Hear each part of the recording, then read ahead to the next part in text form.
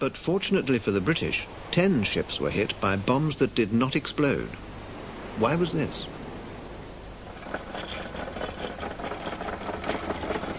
Successful bombing is more than just a question of hitting the target. The aircraft delivering the bomb must escape the resulting explosion. To ensure this, the tail of a bomb contains a delaying mechanism. This starts with a propeller in the tail. As the bomb falls, the propeller is freed and spins in the airflow.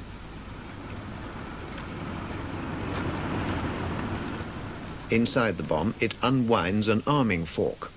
After precisely 16.5 turns, the firing pin is freed.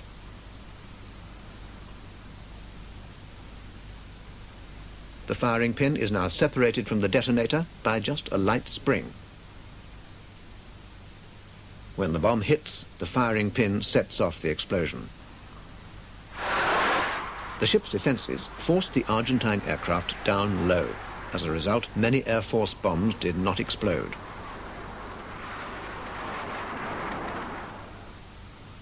When a bomb is dropped from too low a height, the arming fork doesn't have time to unwind fully. The firing pin is unable to detonate the bomb. Argentine naval pilots, however, had an answer to this problem. They were fitting special tails to the standard bomb. The result is called a retarded bomb.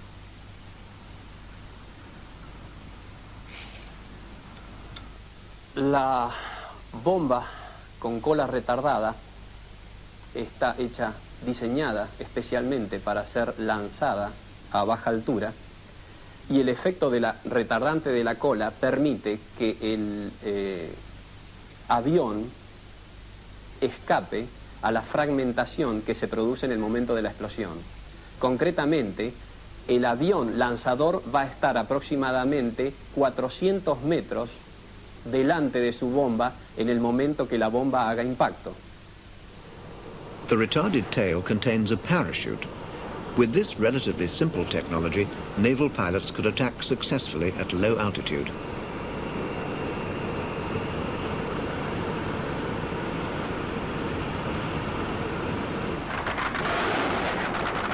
Had the Argentines solved their bombing problems, the Royal Navy might have lost the battle for San Carlos. Because of the intensity of the bombing, the British decided that they had to have earlier warning of incoming raids. To do this, they detached 2 ships. A Type 42 destroyer with its Sea Dart anti-aircraft missile, the one chosen was HMS Coventry, and a Type 22 frigate, Broadsword, with its modern radar. We could see a target over land, which the Type 42 could not, probably. We had not the range of weapon to deal with it, but Coventry had in our case.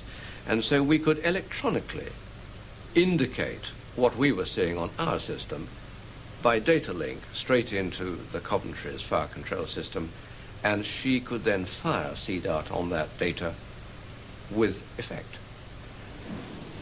This combination gave the British in San Carlos much-needed warning. The 2 ships inevitably became targets.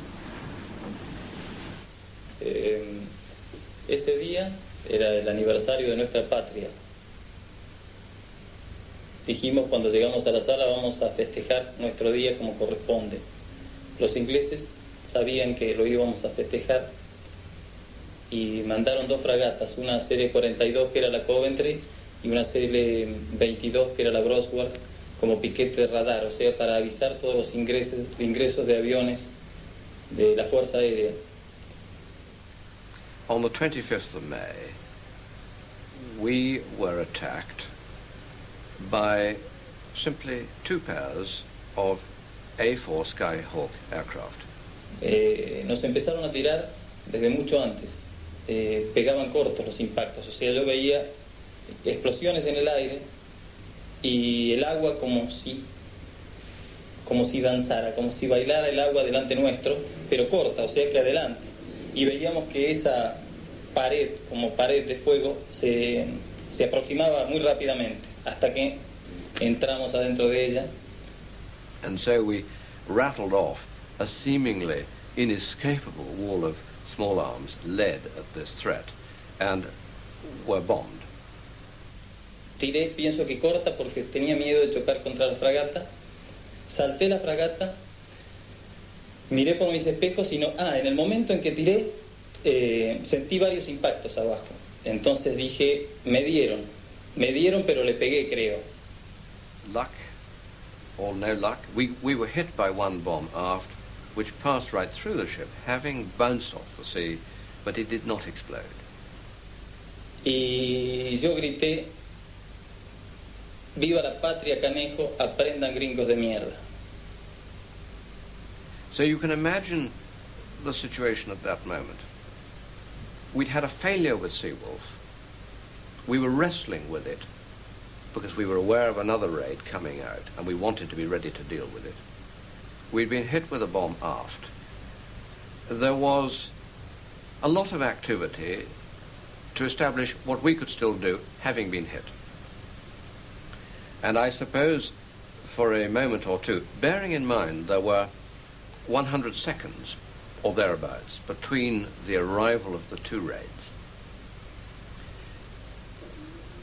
I'm quite certain that momentarily I lost sight of the second raid until somebody said, aircraft green 20, which was a visual indication from the bridge that to starboard by 20 degrees could be seen this other raid coming in. And my excellent team, and they were excellent, they were pounding the keyboard of this system of ours to bring the Seawolf back into control, which they succeeded in doing, and we lined up on this approaching second threat. And I could, again, clearly see it coming in on the little television monitor that I could see from where I was standing in the operations room. And we were about to deal with it when, to my horror, I saw in the television screen, which was looking down the line of sight, the Coventry's bow crossed that line of sight, which prevented us from firing. And then seconds later, she was hit by 2 or 3 bombs and blew up in a very spectacular way.